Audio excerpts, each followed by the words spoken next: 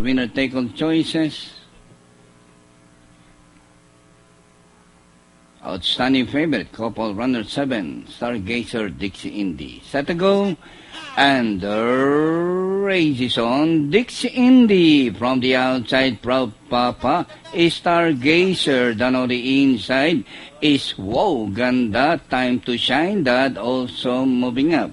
Back to the front runner, 7A, Dixie Indy, by about 2 lengths, followed by Proud Papa, Sapima alongside, moving up Stargazer, down on the inside is Wow Ganda, TJ's Go, down on the inside is Big Lev, alongside is Eccles Cake, under further outside Imperial Class, Time to Shine, Dad, and Minotaur running at the tail of the field.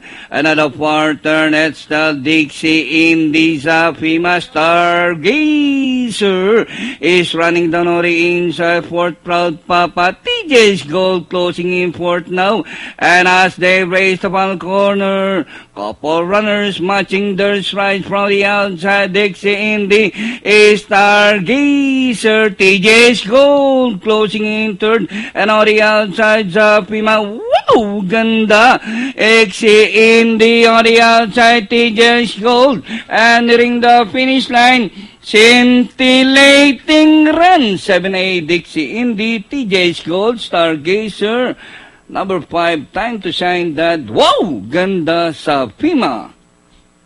Proud Papa.